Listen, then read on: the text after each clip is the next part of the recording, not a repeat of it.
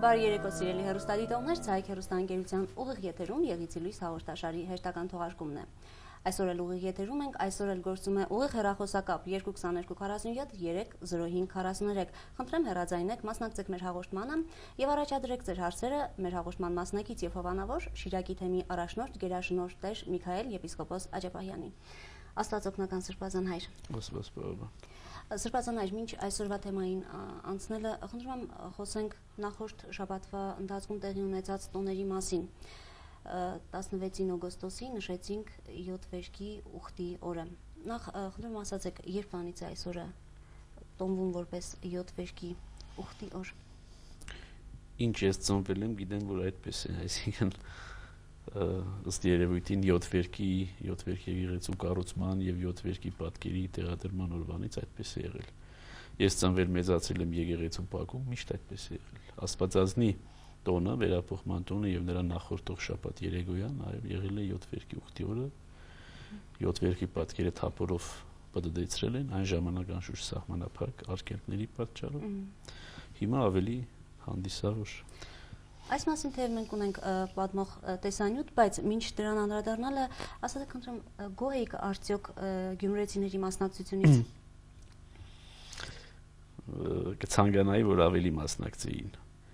Չեմ կարող լիարժեք գոհ լինել, բայց դժգոհություն էլ չեմ կարող արտահայտել։ Պետք է ավելի մասնակցեն, անշուշտ իրենց գլխավոր եկեղեցին է եւ իրենց սիրած եկեղեցին է։ Ես երբեք չեմ կարող որևէ կերպ դժգոհել ասելով, որ Գյումրեցին չի սիրում իր եկեղեցին եւ իր Սուրբ 7 վերք եկեղեցին, Սուրբ 7 վերք եկեղեցին շատ սիրված եկեղեցի է եւ պաշտամունքի արժանի եկեղեցի է եւ բոլոր գյումրեցիների կողմից անխտիր սիրված է։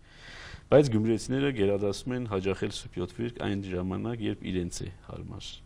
Բայց մենք ուղղակի մաղթում ենք, խորհրդում ենք, որ այո, մնացած տարվա մնացած օրերին թող այցելեն այն օրերին, երբ իրենց է հարմար, բայց իր ուխտի օրը պարտավոր են այցելելու։ Այս մասին մենք ունենք պատմող տեսանյութ, խնդրեմ առաջարկում եմ տեսանյութը դիտենք։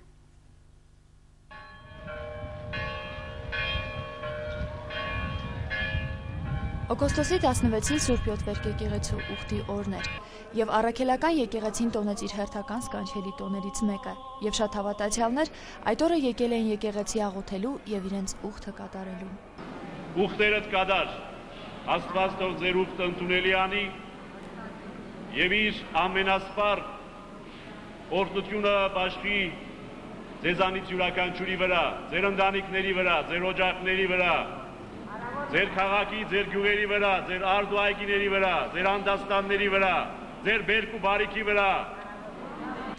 Այս տարի Սուրբ 7 վերքի տոնը նշվեց այնպես, ինչպես հին ժամանակներում էր ընդունված, այն իմաստով, որ ոչ միայն եկեղեցում կատարվեց արարողությունը, այլ նաև եկեղեցուց դուրս։ Եվ այս անգամ կենտրոնական հրապարակում անցկացվեց մեծ թափոր Սուրբ 7 վերքի հրաշագործ պատկերով,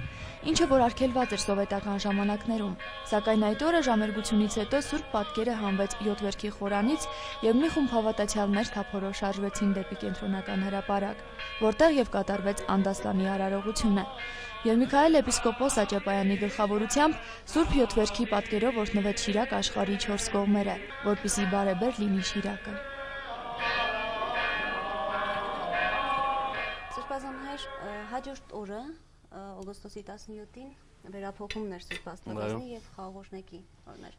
Այս մասին թեև մենք ամեն տարի խոսում ենք, ամեն այս տոնին խոսում ենք, բայց խնդրում եմ ասացեք, ինչու խաղաղօրհնեկը կատարվում է հենց վերափոխման օրը։ Որովհետև խաղաղօրհնեկը նախ բերկահավաքը համընկնում է վերափոխման տոնին, այդ շրջանում է խաղողը հասնում։ Հիմնական պատճառը այդ է, բայց նաև այն իմաստով, որ Աստվածամայրը, որպես բոլոր մայրերի խորհրդանիշ, իսկ խաղողը ինքը մեր պատկերագրության մեջ ինքը մայրության խորհրդանիշն է։ Եվ նաև այն իմաստով, որ խաղողը մայրության խորհրդանիշ լինելուց զատ նաև այն պտուղն է, որից պատրաստվում է հաղորդության գինին, այսինքն ինչպես որ Աստվածամորից տրվեց մեզ հաղորդության այդ մարմինը եւ արյունը մեր Տեր Հիսուս Քրիստոս, այնպես էլ այդ օրը Աստվածամորից օրհնություն հայցելով, Աստվածամոր բարեխոսությունը հայցելով օրհնում ենք մեր բերք ու բարիքը, եւ այդ բերք ու բարիքին որպես խորհրդանիշ օգտագործում ենք խաղողը։ Պետք է ասել, որ դա միայն խաղողի օրհնություն չէ, դրանով օրհնվում է ողջ այդ տարվա բերքը եւ բարիքը։ Խաղողը ուղղակի ընդրված է որպես ամենագեղեցիկը կամ ամենախորհրդանշականը բոլոր տեսակի պտուղներից։ Եվ այդ իմաստով նաեւ մեր հայրերը նշում են, որ Աստծո նաեւ հրաշագործությունն է այստեղի հայտ գալիս, որովհետեւ խաղողի որդը ինքը բոլոր մյուս ծառերից ամենատգարն է, ամենաթույլն է, բայց եւ տալիս է ամենաքաղցր, ամենալավ, ամենաբարձր պտուղը, այսինքն որ Աստված գործում է այնպես, ինչպես ինքը ցանկանում է եւ հաճախ ամենախոնար, ինչպես ամենախոնար մարդուց կարող է ծնել տալ մի մեծ մարդ, լինի աշխարհական կամ հոգեվորական։ Ուրեմն այդ բոլոր խորհրդանիշները, այդ բոլոր խորհուրդները իրար հետ միախառնված են եւ բնականաբար Աստվածամայրը որպես գերագույն մայրության խորհրդանիշ իր բարեխոսությունն են խնդրում նաեւ այդ օրը իր միածին որդու առջեւ, որովհետեւ մեր բերք ու բարիքը օրհնված լինի։ Այս տոնի մասին մենք եւս ունենք պատմող տեսանյութ, առաջարկում եմ դիտել նաեւ այս տեսանյութը։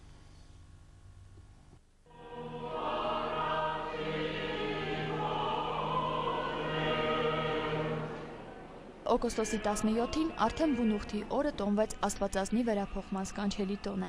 Սկանչելի լույսի Սուրբ Մոր վերափոխման տոնը եւ ինչպես գրում է ճակատագիրը, սկանչելի լույսի Սուրբ Մայր, դարեր են անցել եւ դարեր կանցնեն, բայց ոչ մենք, ոչ հաջորդները, ոչ մեզանից հաջորդները չեն կարողացել, չեն կարողանա սպառել, ներկայացնել իր ամբողջության մեջ։ Սակայն Աստվածամոր կերպարի ողջ խորհուրդը այդպես էլ իր ամբողջական ճշգրիտ տեսքը չունեցավ։ Շատ նկարիչներ են փորձել պատկերել Աստվածամորը, հորինվել են բազմաթիվ երաժշտություններ, սակայն ի վերջո Աստվածամոր կերպարը ավարտին չի հասցվել։ Խաղողորդներգը ոչ թե խաղողի օրհնությունն է, այլ բերքի օրհնությունը, իսկ խաղողը ընտրված է որպես այդ բերքի խորհրդանիշ, քանի որ խաղողը մայրության խորհրդանիշն է, եւ հենց այդ իմաստով բերքի բոլոր բարիքներից ընտրված է նա որպես խորհրդանիշ Մոր բերքի։ Խաղողը մինչև խաղողորդներգը չուտելը դա ժողովրդական սովորություն է։ Եկեղեցական խորհրդում այդպիսի արգելք չկա, սակայն եկեղեցին դեմ չէ, քանի որ այդպես մեզանից յուրաքանչյուրը արտահայտում է իր մեծ հարգանքը եկեղեցական տոնակատարությունների նկատմամբ։ Եվ այդ օրը նույնպես հավատացյալները մի մարդու պես մասնակցում էին արարողությանը, որը նույնպես հանդիսավոր մասից հետո անցկացվեց կենտրոնական հրապարակում։ Օրհնվեց մայրության խորհրդանիշ հանդիսացող այդ պտուղը։ Եվ Աստված հայտնի տունկերի մեջ տկար որդն ավելի զորավոր հորինեց, անտեսելով այն բարձրագույն ծառերը, որոնց պտուղները ավելի օգտակար են։ Եվ արդեր, քոանվան թարքի տաճարին ընձայված, ողկույզների պտուղն օրհնիր ի սկզբանե օրհնությունների հետ միասին, ինչպես օրհնեցիր ողկույզների մեջ գտնվող պտղահատիկը, եւ օրհնված պտուղը ճաշակողների շնորհիր, մեղքերի թողություն, հոգու եւ մարմնի առողջություն, եւ սրանից հավատքով ճաշակողներիս հնարավորություն տուր անմահական պտղից ճաշակել եդեմական դրախտում բարի ավազակի հետ։ Գյումրեցիները եւ ոչ գյումրեցիները իրապես լիարժեք կերպով մասնակցեցին Սուրբ Յոթվերք եկեղեցու տոնական միջոցառումներին, արարողություններին եւ իրենց ուխտը կատարեցին եւ Աստծո օրհնությունը ստացան եւ Աստվածամոր բարեխոսությունը խնդրեցին եւ թող Աստված պահապան լինի բոլորիս։ Սրբազան հայր եւ այսօրվա վերջին աստորնաշաբաթվա վերջին կարևոր իրադարձություններից էր նաեւ քետի կատարած ուխտագնացությունը։ Ուխտ չէր, հովական այց։ Հովական այց էր։ Այս հովական այցի մասին խնդրում ասացեք, ինչպեսին է ժողովրդի մասնակցությունը։ Երբ էր վերջի անգամ եւ մատուցվել պատարագ այդ քետիում, երևի 80 տարի առաջ, երևի 20-ական թվականներին, ինչ իմանամ։ Ամենայն դեպս վերջին 70 տարում պատարագ չի մատուցվել եւ իրենց քահանան էլ 30-ական 37 թվականին գնդագահարվել է վերջին քահանան եւ բնականաբար դրանից հետո ոչ մի պատարագ չկար, եկեղեցին էլ խոնարհվել է, արդեն խոնարհված է եղել երկրաշարժից ամբողջապես խոնարհված է եւ հիմա ուղղակի քարերի մի բլուր է ներկայացնում, այնպես որ եկեղեցի չկա, քետիում եկեղեցի չկա այս պահին եւ մենք էլ մեր Սուրբ Պատարագը մատուցեցինք դպրոցի դահլիճում եւ ինչպես ամեն օր այնպես էլ այստեղ ժողովրդի մի մասը մասնակցում է, ժողովրդի մի մասը չի մասնակցում, բայց ասում կարող ենք ասել, որ քետիում բավարար մասնակցություն կար, մանավանդ գիտագից մասնակցություն կար, մասնակցողները գիտակցաբար էին մասնակցում, ոչ թե պարզ հետաքրքրասիրություններ։ Իսկ ինչով էր պայմանավորված Սրբազան հայր։ Ինչը։ Այս գյուղում գիտակ լինելը։ Չգիտեմ, կան գյուղեր գիտեք, որովհետև կրոնական զգացում եմ մի քիչ ավելի արթուն է, այդպես դաստիարակված են։ Հետո Գյումրիի մոտ գտնվող գյուղերը Գյումրիի հետ կապի մեջ լինելով եկեղեցական կյանքից կտրված չեն եղել վերջին, այսինքն տասնամյակների ընթացքում։ Այդ իմաստով որոշակի գիտակից վերաբերմունք կա։ Այս մասին մենք եւս ունենք տեսանյութ, առաջարկում եմ ձեր հեռուստադիողներ դիտել նաեւ այս պատարագի մասին պատմող տեսանյութը։ Օգոստոսի 24-ին Միքայել Էպիսկոպոս Աճապայանի գլխավորությամբ պատարագ մատուցվեց Քեթի գյուղի դպրոցի դահլիճում, քանի որ այսօրվա դրությամբ գյուղը եկեղեցի չունի։ Միքայել Էպիսկոպոս Աճապայանը իր ելույթի ժամանակ կատարեց մեջբերումներ Պողոս Առաքյալի Կորինթացիներին ուղղված նամակի ավետարանից, դրանով պատմելով Աստծո խոստման մասին, այն որ միածին որդու շնորհիվ է, որ ժողովուրդը պետք է լիներ Աստծո սեփական ժողովուրդը։ Ինչպես ասվում է Պողոս Առաքյալի խոսքում, եթե Աստված մեզ հետ է, մեր կողքին է, ով կարող է լինել մեզ հակառակ, եւ մենք պետք է ուրախ լինենք դրա համար։ Եվ այսօր փառք ենք վերընծայում Աստծուն, մեր Տիրոջը, որ այսքան տարիներից հետո Քեթի գյուղում վերստին Սուրբ Պատարագ հնչեց։ Խունկ մատուցվեց Աստծուն, աղոթք առաքվեց Արբարձրյալը։ Եվ ես այստեղ նախ եւ առաջ հիշեցի Աստուծո երկնքի արքայությունը, խնդրեցի նախ եւ առաջ ձեր քահանայի համար, որը 20-ական, 30-ական թվականներին աքսորվեց, նահատակվեց, բայց իր հավատքը չուրացավ։ Եվ եկեղեցին մնաց անդեր, եւ եկեղեցին խոնարհվեց, խլվեց, եկեղեցին այսօր խոնարհված է եւ քարերի մի բլուրի է վերածվել։ Մենք ազգովին այդ մեղքը գործեցինք եւ ազգովին էլ պարտավոր ենք մեր եկեղեցին վերաշինել։ Մենք ինքներս պետք է ոտքի կանգնենք եւ մեր ձեռքերով կառուցենք մեր տաճարները, որոնք ժամանակին անտեսել էինք։ Մենք պետք է վերաշինենք նախ եւ առաջ մեր հոգեվոր տաճարները, որոնք մեր իմաստուն պապերն են մեզանից յուրաքանչյուրին կտակել։ Քանի որ Աստվածածնի տոնը դեռ 9 օր էլ շարունակվում է, պատարագի վերջում Քեթի գյուղում ապրողների համար Միքայել Էպիսկոպոս Աճապայանը կրկին մատուցեց Սուրբ Պատարագ նվիրված Աստվածամորը, կրկին օրհնվեց Աստվածամայր համարվող պտուղը։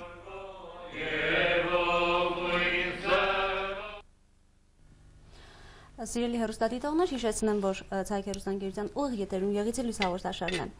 Գործում է ուղիղ հեռախոսակապ 222 47 305 43։ Խնդրեմ մասնակցեք մեր հաղորդմանը եւ այս պահին Սրբազան հայր մենք ունենք հեռախոսազանգ։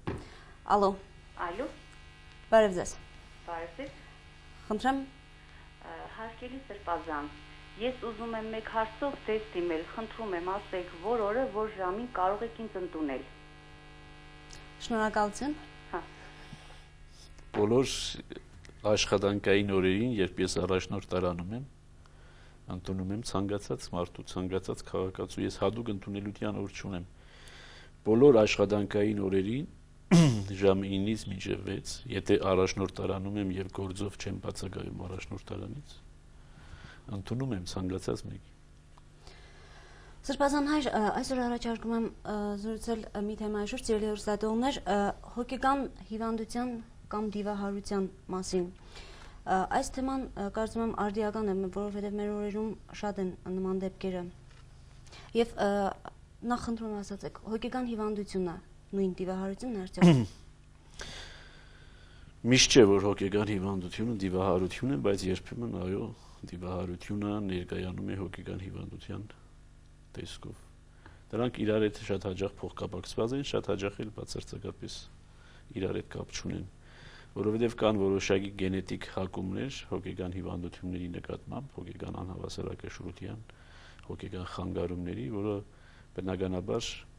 դիվահարության հետ որևէ կապ չունի, առնչություն չունի։ Բայց եթե մարդը չունի այդ գենետիկ հակումը հոգեկան խանգարումների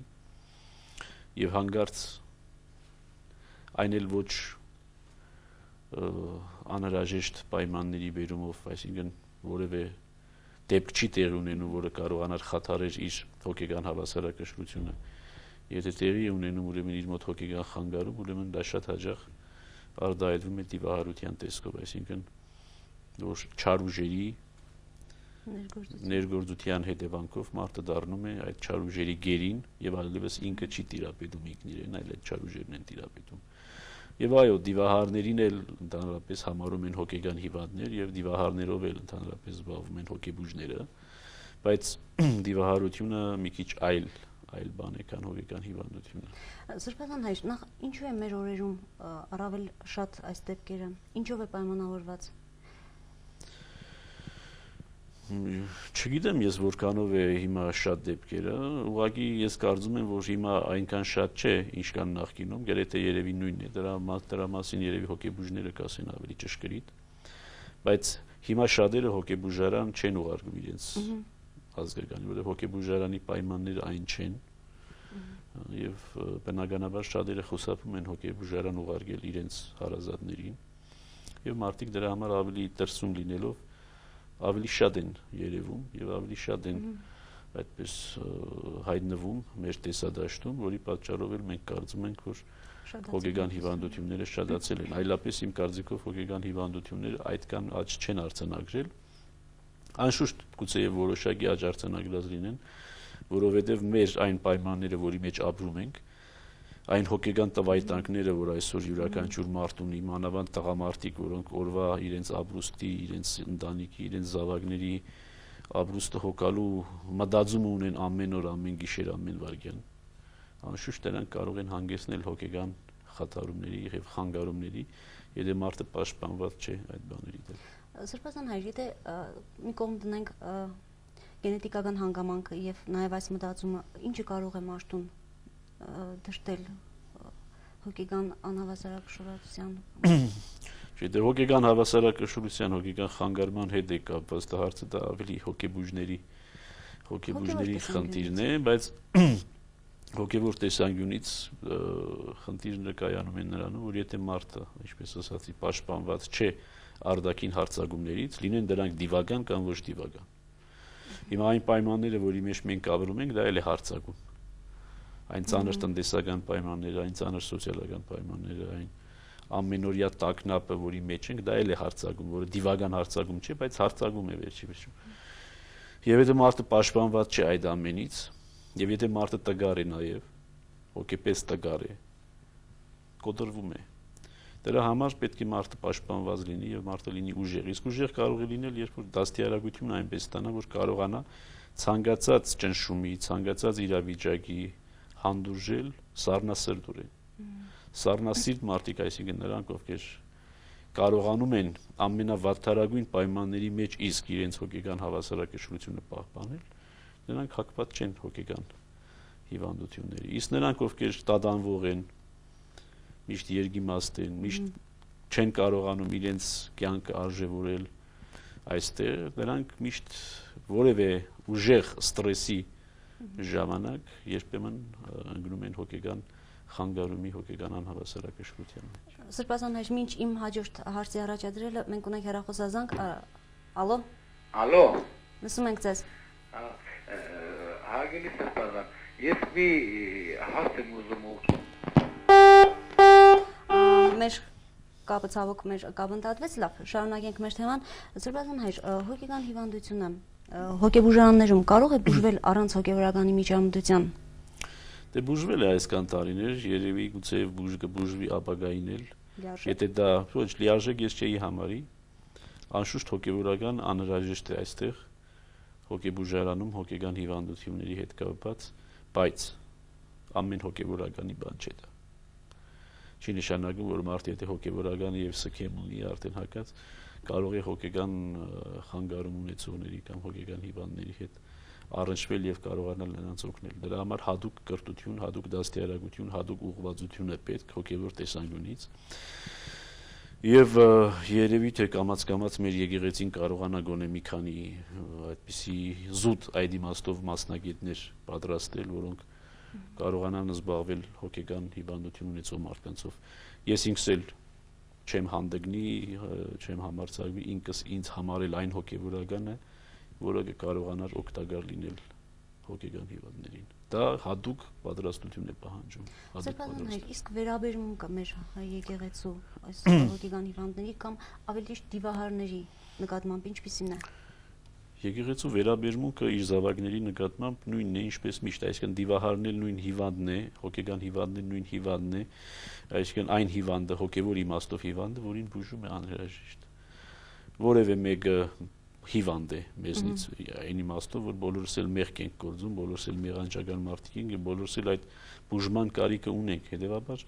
եկեղեցին նույն կերպ մոտենում է նաև դիվահարներին, հոգեգան հիվանդներին, ցանկանալով նրանց օգնել, վերադարձնել դեպի եկեղեցու գիրկը լիարժեք կերպով, ազատել դեպերի զորություններից, բերել հոգեգան հավասարակշռության եւ կան երկրներ, որտեղ ասենք եկեղեցին այն բացը չի արձանագրել ինչպես մեզ մոտ 70-80 տարվա խզումը չի եղել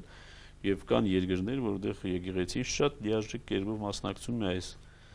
հոգեգան հիվանդությունների բուժմանը, դիվահարության բուժմանը եւ մեծ հաջողություններ էլ արձանագրում է։ Հուսանք, որ մեր եկեղեցին նույնպես կգա մի օր, երբ կկարողանա այս հարցում օժանդակել, բնականաբար հասարակությունն էլ կարողանա։ Բայց դե մյուս կողմից նաև հասարակությունը պետք է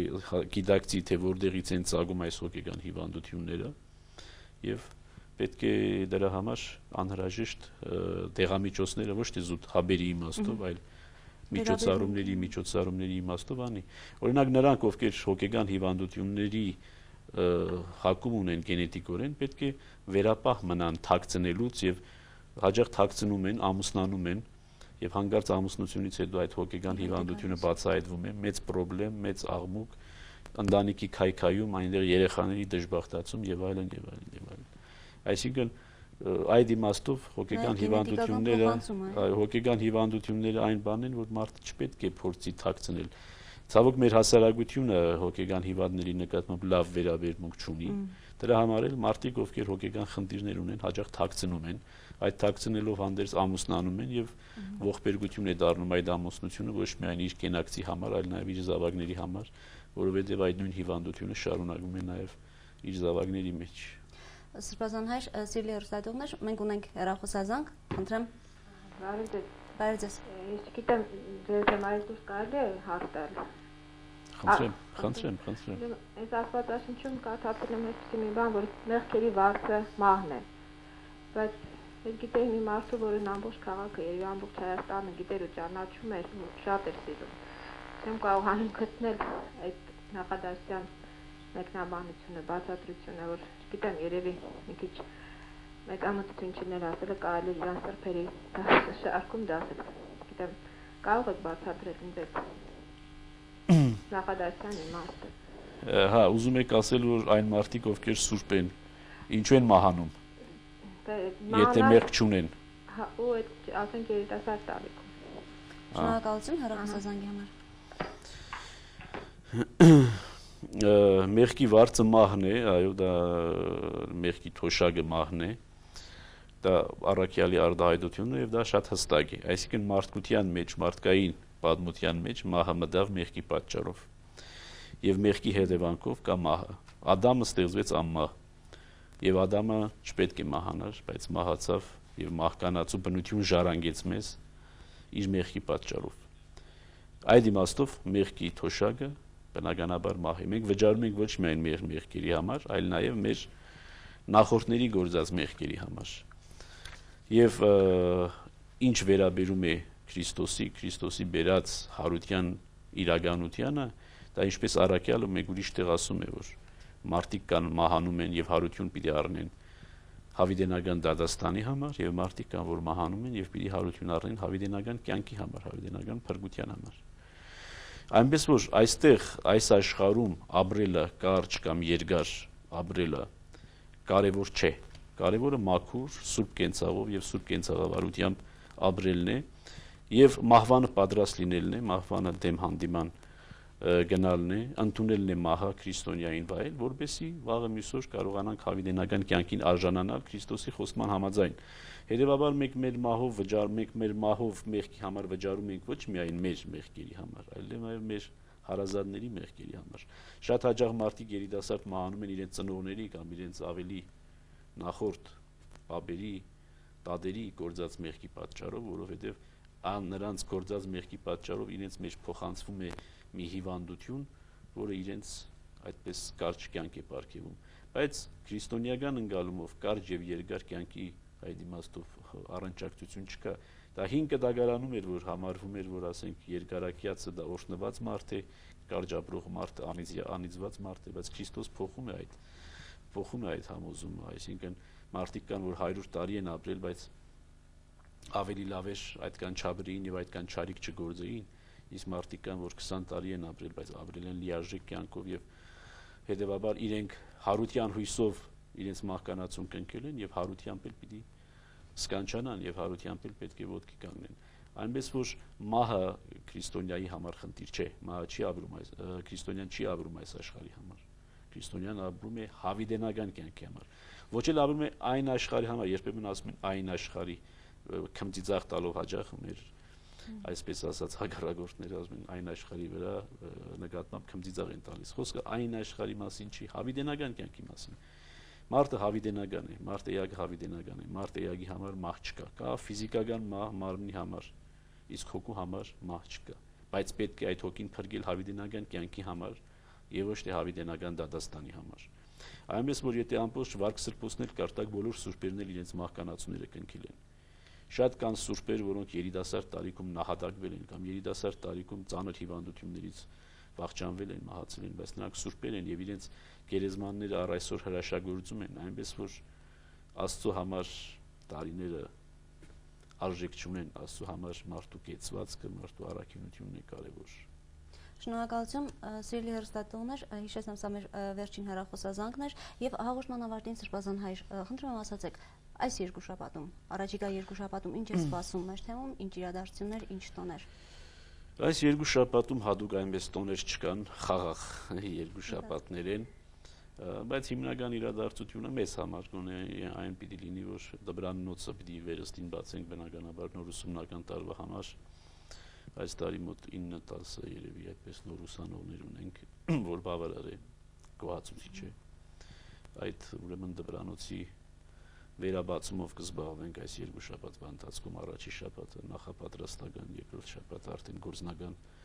մուտքի իմաստով։ Բայց մյուս կողմից երկու այդպես հաճելի նաև օգտվելով այսպես դաթարից, որ կարող ենք շունչ քաշել, երկու այդպես ծրագիր մտահղացանք մեր երիտասարդների համար ուխտագնացություններ կազմակերպելու։ Ուխտագնացություն չէ այդ բառի բուն իմաստով, բայց